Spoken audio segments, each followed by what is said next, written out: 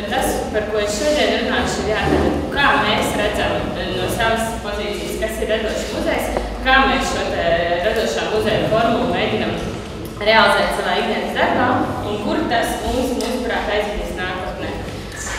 Tad tālāk, pirms es sāku, es vēl gribēju vienkārši pieminēt, varbūt tiem, kas vēl nav piepisējuši, tad šobrīd Latvijas Nacionālais mākslas muzejs tās ir 5 filiāls, tā vairs nav tikai šī ēka, tas ir mākslas muzejs Rīgas Biežas, vēl Arsenāls, dekoratīvais muzejs, Romanis Vecnās un Vecās muzejs un visi ir,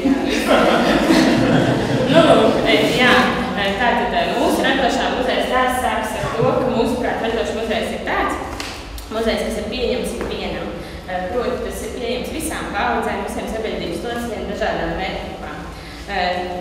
Reālajā dzīvē tas nozīmē to, ka tās ir rūpes par to, lai tas, ko mēs šeit vadājam, mūsu nacionālās bagātības, mūsu krājums, būtu pieņems ikvienam sabiedrības loceklim.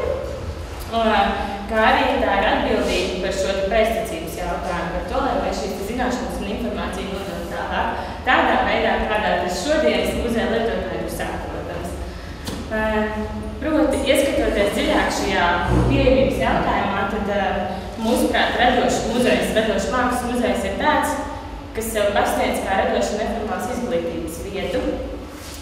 Izglītības vietu visu mūžu garumā, jebkuram muzeja apmeklētājiem, kurā iepazīstot mākslu caur pašu pieredzi, muzejs palīdz individam attīstīt spēju fiziski un radoši domāt. Pielietot šādas mācību metodas mākslas muzejs, mēs esam jau soli priekšā skolām un ļaujam apmeklētājiem saprast to, ka jebkurš var būt gan mākslas patērētājs, gan radoša personība. Reālajā dzīvē tā ir lekcija kursi, tās ir dažādas radošās darbības, dzimšanas dienas muzejā, kas šeit varbūt iezīmēs, varbūt tas nedarba aspekts par to, ka mēs arī mēģinām raidīt šādu veidu komunikāciju par to, ka muzejs var piedāvāt arī kaut ko jautru un kustīgāku, atraktīvāku un varbūt netik godīgu. Tad tālāk, runājot par šo radošo izglītību un par šo spēju, par šo virzību attīstīt šo kritisko radošo domāšanu, mums liekas, ka vissvarīgākais šajā aspektā ir tas, ka mēs šādā veidā audzinām jauno paudzi, mūsu nākotni, kas būs arī nākamie muzeja lietotāji. Tad tālāk, radošs muzejs, mūsuprāt, arī tāds muzejs, kas mainoties sabiedrībā maina savu lomu. Proti, muzejs šobrīd ir mūsdienīga kultūras iestāde, kurā paralēli izstāžu darbībai notiek arī daudz citu kultūras pasākumu, kas ir teātri, kas ir koncerti, kas ir diskusijas, muzejs kā diskusija vieta, muzejs, kas uzdod jautājumus, mūzes skats un tā tālāk. Tālāk, radošs muzejs mūsuprāt ir arī tāds, kas meklē jaunas risinājumus, kā inovatīvā un interaktīvā veidā interpretēt savu krājumu. Mūsu gadījumā tās ir, piemēram, sietspējas darbnīcas, kuras mēs piedāvājam ar šo iespēju aiziet ar kādu no muzeja eksponātu mājās sev uz kreklu vai somas. Šajā sakarā noteikti jāmin arī muzeja sumerietu piedāvājums. Nākamais, kas mums liekas ļoti būtiski runājot par to, kas šodien ir radošs muzejs un kā mēs skatāmies uz to, kas ir radošs muzejs, ir tas, ka muzejs spēja adaptēties šajā strauji mainīgajā sabiedrībā. Un tas, ka mēs spējam veikt laikam līdzi sociālo mediju lietošanu, vairs nav nekas jauns muzeja kontekstā.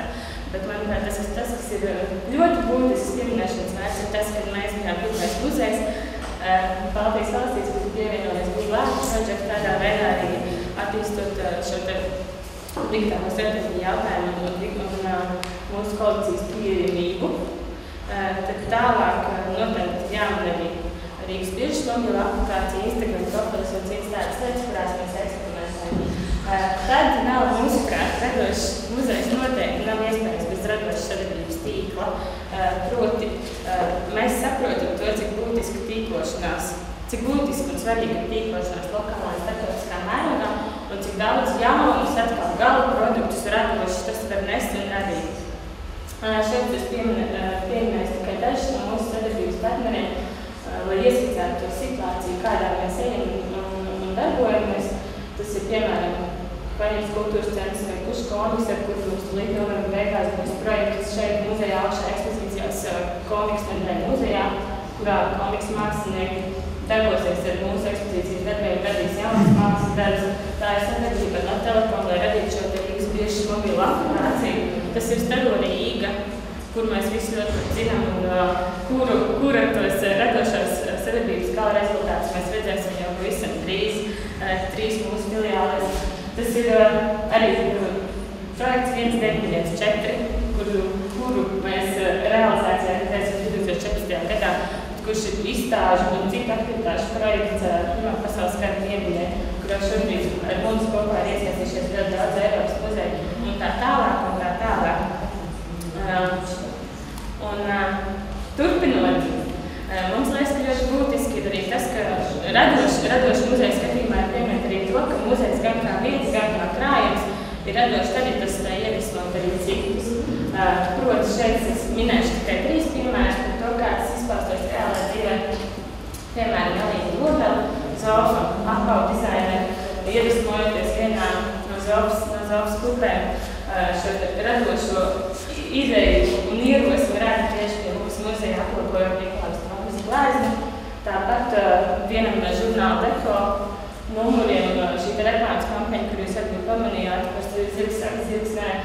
šīs kampaņas idejas autoram ierosmi par to, ka vajadzētu apspēlēt šīs Baumaņa gleznas motīvu, nāca tieši pēc atceroties kādu ekspozīciju pie mums LMM, un šo te gleznas stāstu, ko Gits toreiz stāstīja, vai kaut kā tas pats Jānis Jubalts, kurš pirms kādu laiku atzinās, ka viņa klusā daba un ierosmi un iedvesmo jauniem albumam ir tieši saistām ar Latvijas Nacionālā mākslas muzeju, uz kur atnāk un skatoties uz kurģīšu ainavām, ainavas sāk peldēt.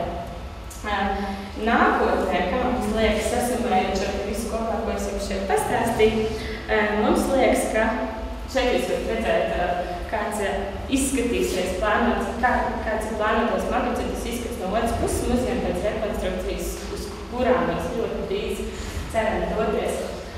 Un tātad nākotnē mēs redzam mākslas muzeju kā pieejamu, atvērtu, sociāli iekļaujošu un aizraujošu muzeju. Muzeju, kurš kļūst par socializācijas vietu un atvērtu ļoti plašām visām auditorijām. Muzejs, kurš aizvien turpina pastāvēt kā dialogu vietu. Muzejs, kurš ieklausās savā auditorijā, tās vēlmēs un arī kritikā. Bet ne tikai muzejs, kurš ieklausās, bet arī muzejs, kurā ieklausās ne tikai auditorija, bet arī lēmumu pieņēmēji. Muzejs, kurš ir draudzīgs, bet gudrs.